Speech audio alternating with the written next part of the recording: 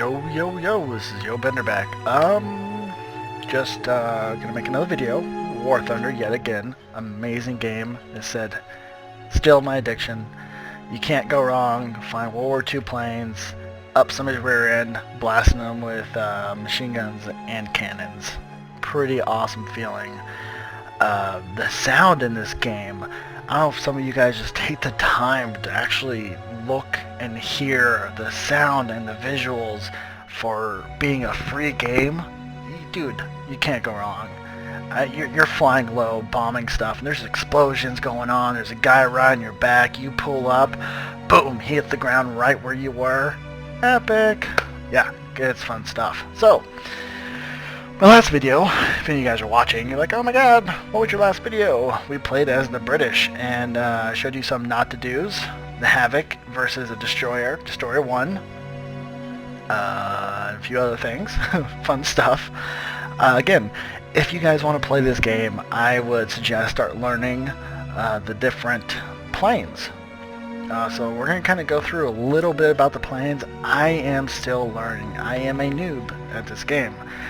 But it's kind of good to just learn what the planes are and what they're capable of, what tier they are is a good thing. So if you're going against, if you're going to be going head to head with something that has a whole bunch of cannons to it and you're in a reserve ship, it's kind of good to know that, I shouldn't go head to head with this ship. That thing will eat me up. I need to get behind it. So that's why it's good to know the abbreviations. I mean, you can start learning the names, like this is the Pea Shooter. But sometimes it's good to know that the P-26 is a Pea Shooter, which is a reserve plane. Reserve planes tend to not be very armored. They're really maneuverable, I believe, when it comes to their turning radius. Most of the Americans, they're a little bit more stiff when it comes to moving, but once you get into like the British ones, the British reserved ones, if you look at the turning times, okay, I'm lying here a little bit. It looks like it's the same as the Americans. I feel though that the British ones are a little bit more maneuverable. Maybe that's me. But as you see, this is a Fury.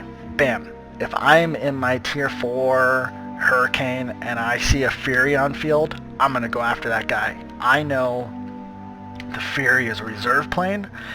I have a really good chance of eating him up and spitting him out for dinner. So that's kind of going to be my target. I do know that, hey, here's a Typhoon on the field. That sucker is a rank 7. I'm in my Swordfish. I'm not going to go head to head to this thing. He's carrying 12 guns. Ouch. Painful. So that's why it's good to know. We're not going to go through all the things. Anyone who's watching this has played Warhawk or War Thunder. I keep on calling it Warhawk for some reason. That's a great game idea. So I'm assuming you guys have a good idea. Fighters, attack, bombers.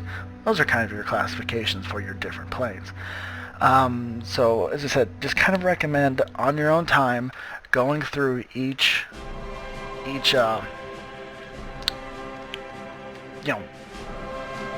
state, capital, country, each country, that'd be the correct term, and just kind of get an idea of what you might be going against. Just kind of go through and be like, oh, the Kitty Hawk, that's a rank 4.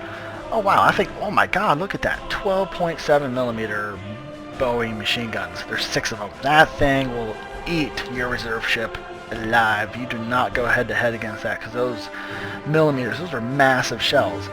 Unlike, we go to our British planes, unlike, the Hurricane, that's pretty awesome, but the Hurricane's running 7.7 millimeter Boeing machine guns. Now there's 8 of them, the more guns to compensate for the lower shell ratio.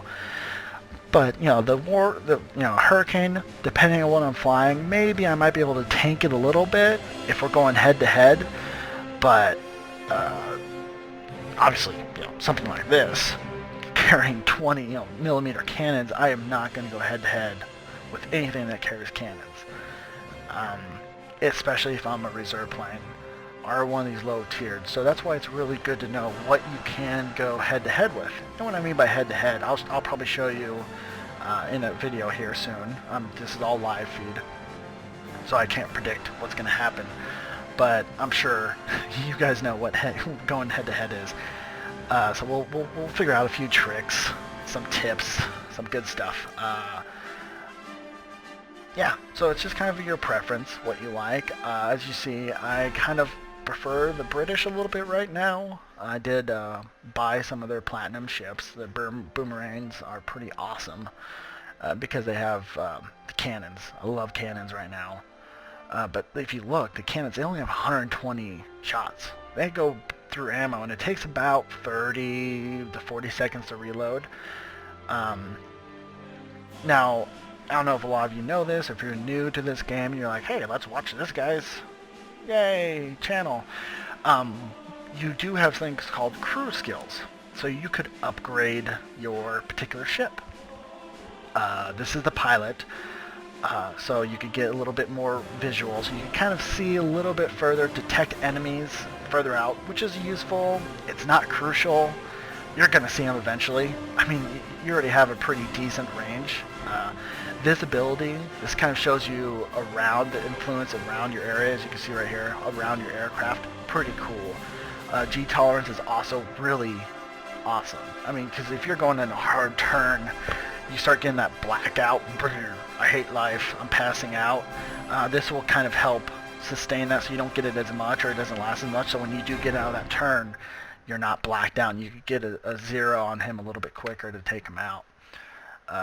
Your stamina, you know, again, kind of, I mean, it's good. I don't know. I don't really know a lot about that one. And you know, the crew health. This thing, though, I think this is pretty amazing, I would imagine, because I get shot all the frickin' time out of my cockpit. If you watch my previous video, you see me going against a destroyer, and life is good, boom, dead. I had no idea what happened. I one-shotted through my cockpit, so I don't know if I were to get this higher level, would that not happen as much? I don't know. That's a good question. I had to look into that. Gunners, obviously this is, I was stupid, so if you see this, you're like, hey Chris, why do you have gun stuff? For some reason I thought this was like for my actual gun. No, it's for your gunner. I was dumb, so I do have skills in here on a lot of my ships because I was retarded. That's kind of why we're covering these, so you don't make my mistakes. So this is just for your gunner. Look up here. Number of gunners. Obviously there's 0. This thing does not have any gunners. Now my Havoc, he has 2 gunners. It's good. That means it makes them the NPC fire better, which is really nice. So if you're gunning on somebody, your NPCs, if you have these skills up, are going to gun on them behind you, whoever might be on your 6. Pretty nice to have. Ground service, reload speed. This is what, when you're in the air, it's really going to help you with your reload. So as soon as you run out of ammo, instead of having that 40-second wait, you're going to have that 30-second wait, down to 20 seconds. It's crucial. I mean, I know probably a lot of you guys who do get zeroed in on somebody, and you're right on his 6, and everything is going beautifully. You got 3 hits on him, you know he's going to go down in the next barrage, and boom, you're out of ammo. And you're like, you have a decision. Do I stay on him until my ammo comes back, or do I pull off and wait and then come back? So with the higher reload speed, usually you're like, okay, I'm going to stay on him. I only have 20 seconds I have to keep on this guy's 6 until I reload and I can take him out. So reload speeds for all ships is really awesome. Repair rank, yeah. I mean, repair speeds, typically if your ship's going to get destroyed, it's going to get destroyed. And when you do land with a broken ship, it's 30 seconds in repairs. I don't see much of a point in getting into here. And same with the healing speed. Every time they get, I don't think I've ever had like a pilot die, well, like a gunner die. And if they do get wounded, usually they're like dead. So I don't know, I haven't really seen much use of this. Now I could be missing out on something massive. This could be amazing. I don't know. And qualifications, obviously, you know, this is, you have to get crew, I don't really know what this is actually. Special course, blah, blah, blah. cool. So it helps improve stuff. But you have to have a lot. So right now my crew level is 22. I have a lot to go for that. Yeah.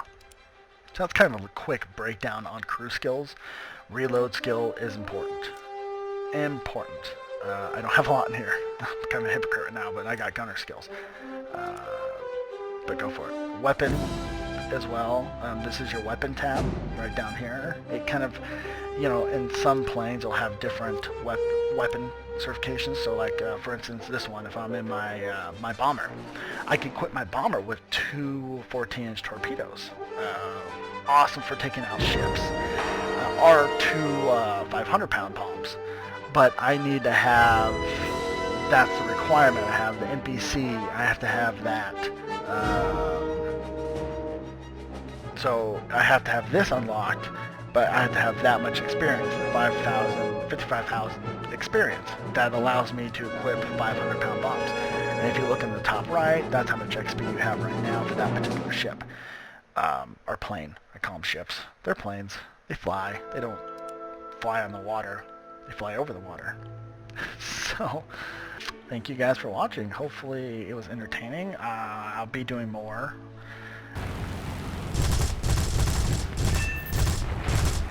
Wow, I already took him out. We got a curl head on that guy.